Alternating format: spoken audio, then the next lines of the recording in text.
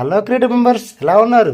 తెలంగాణలో కాశీ ఉన్న విషయం మీకు తెలుసా? అదే అండి, దక్షిణ కాశీ అని పిలుస్తారుగా. మన సూర్యాపేట జిల్లాలోని మేలచెరువులో ఉన్న స్వయంభు శంభులింగేశ్వర స్వామి టెంపుల్. ఏంటి, దీని గురించి మీకు ముందే తెలుసా? అయితే ఈ వీడియోలో మీకు తెలియని కొన్ని షాకింగ్ విషయాలు చెప్తాను, చూడండి. అసలు ఇక్కడ శివలింగం మనిషిలా పెరుగుతుందంట. వినటానికి నమ్మలేనట్టుంది కదా, కానీ ఇది నిజం. పదండి, అసలు మేలచెరువులో ఏం జరుగుతుందో ఈ రోజు శంభులింగేశ్వర స్వామి టెంపుల్ ప్రధాన అర్చకుల మాటల్లో విందాం. స్వామివారు 1126 పూర్వం అదంతా పెద్ద అడవి. ఈ పెద్ద అడవిలో కనీసం 1000 గోవులు సుమారుగా మేస్తున్న ఈ ప్రదేశంలో మేస్తున్న ప్రదేశంలో స్వామివారు ఒక రుపురోలు ఆకారంగా వెలిచాడు. వెలిచినప్పుడు ఒక ఆవు వచ్చి స్వామివారి లింగాకారం మీద పొదుగు పెట్టి పాలు కారుస్తుండేవాడు. ఆవు పాలు కారుస్తుంటే ఆ పశువుల కాపరైన గంగనమైన మంగనమైనడు అనే యాదవరాజు చూసి ఏంది ఈ రాయికి పాలు కారుస్తుందనేసి స్వామివారి లింగాకారాన్ని కొట్టేసి ఈ ఆలయానికి వాయుమూలానికి కిలోమీటర్ దూరంలో గొల్లకుండ బాగుంది. ఇప్పుడు కూడా ఆ గొల్లకుండ దగ్గర బావి దగ్గర పడేసి వచ్చారు. మళ్ళీ మరుసటి రోజు స్వామివారు ఇక్కడే వెలిచాడు. మళ్ళీ ఆవు రావటం, ఆ లింగాకారం మీద పొదుగు పెట్టి పాలు గారటం, మళ్ళీ ఆ యాదవరాజు చూసి తీసేయటం, అట్లా 20 రోజులు జరిగింది. 21వ రోజు స్వామివారు స్వప్నంలో పడి దక్షిణ కాశీ క్షేత్రం నా జోలు నువ్వు రావద్దు, నీ జోలు నేను రాన తర్వాత అక్కడ స్వయంగా ఉద్భవించాడు. కాబట్టి ఇక్కడ శ్రీ ఇష్టకామేశ్వరి సమేత స్వయంభూ శంభులింగేశ్వర స్వామి అని పేరు. అది ఇక్కడ విశేషం. ఇక్కడ స్వామివారి శిరస్సుల నీళ్ళు వస్తుంటాయి, లింగాకారంలో నుంచి నీళ్ళు వస్తుంటాయి. ఇదంతా నామం అంటే ఈ మొత్తం కూడా సిమెంట్ క్వారీలు ఉన్నాయి, మొత్తం రాయితో ప్రదేశం ఉన్నది. కనీసం 15-20 అడుగుల నుంచి మొత్తం చూస్తే మొత్తం స్టోనే ఉంటుంది. అట్లాంటిది స్వామివారి లింగాకారంలో నుంచి ఎంత దూరం నుంచి వస్తున్నాయో ఆ నీళ్లు మనకు తెలియదు. 6 అడుగుల లింగాకారం పైనుంచి కూడా స్వామివారి గంగ నీళ్లు రావడం చాలా విశేషం. అది ఇక్కడ విశేషం. ఇక్కడ ప్రతి సంవత్సరం శివలింగం వరగింజంత హైట్ పెరుగుతుందంట.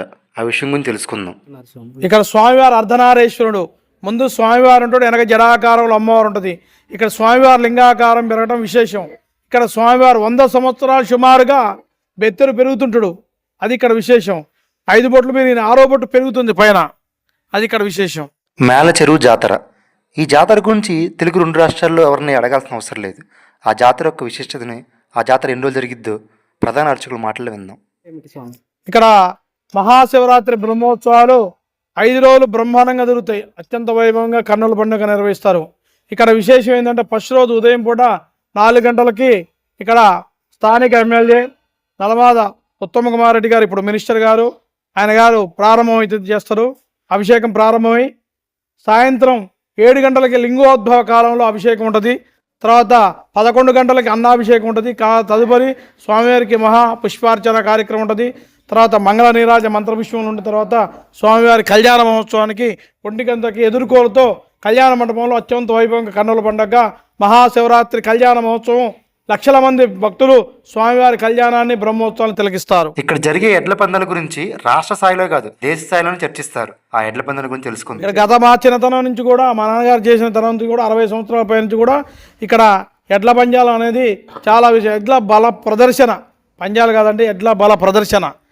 అది ఇక్కడ రాష్ట్ర స్థాయిలో 2 రాష్ట్రాల నుంచి కూడా, ఇటు ఆంధ్ర రాష్ట్రం నుంచి, తెలంగాణ రాష్ట్రం నుంచి కూడా ఇక్కడ ఎడ్ల ప్రదర్శనకి వస్తుంటుంది.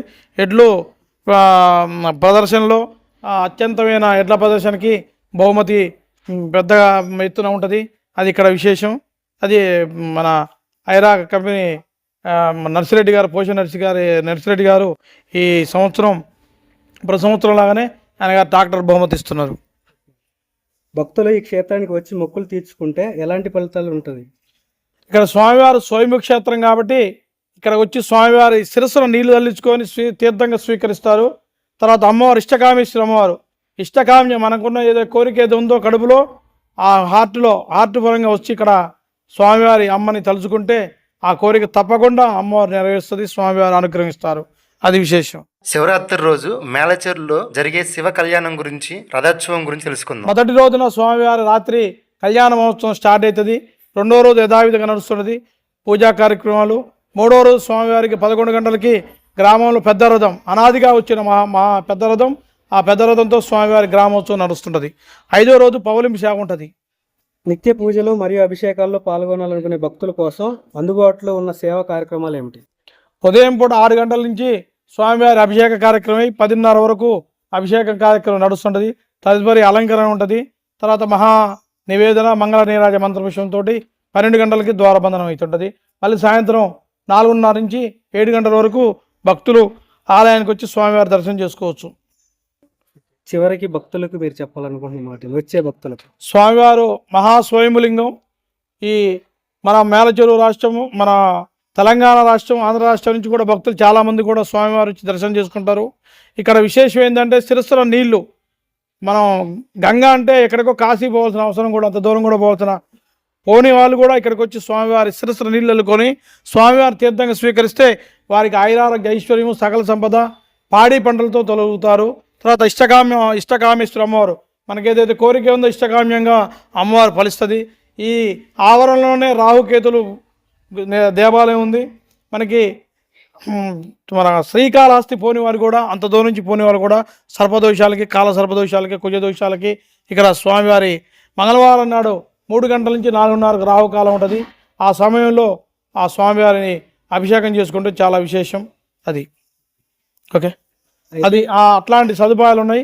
భక్తులు ఈ స్వామివారిని దర్శనం చేసుకొని మీ యొక్క ఆయురారోగ్య ఐశ్వర్య పాడి పంటతో తలదూగాలని చెప్పనేసి స్వామివారిని ప్రార్థిస్తున్నా. భక్తులకు, ప్రతి భక్తులు కూడా స్వామివారి దర్శనం చేసుకోవాల్సిందిగా మా దేవస్థానం నుంచి, మా కార్యనిర్వాహకారి, మా చైర్మన్ గారి, గ్రామ భక్తులు, గ్రామ పెద్దల నుంచి, విలేకరుల నుంచి కూడా, వాళ్ళందరి తరపున అన్ని శాఖల వారి నుంచి కూడా స్వామివారి దర్శనం చేసుకోవాల్సిందిగా మనం చేస్తున్నాం. ఇది మేలచెరువు శంభులింగేశ్వర స్వామి టెంపుల్ చరిత్ర. మరొక చరిత్రతో కలుసుకుందాం. అప్పటి వరకు ఈ వీడియో లైక్ చేయండి, షేర్ చేయండి, సబ్స్క్రైబ్ చేయండి.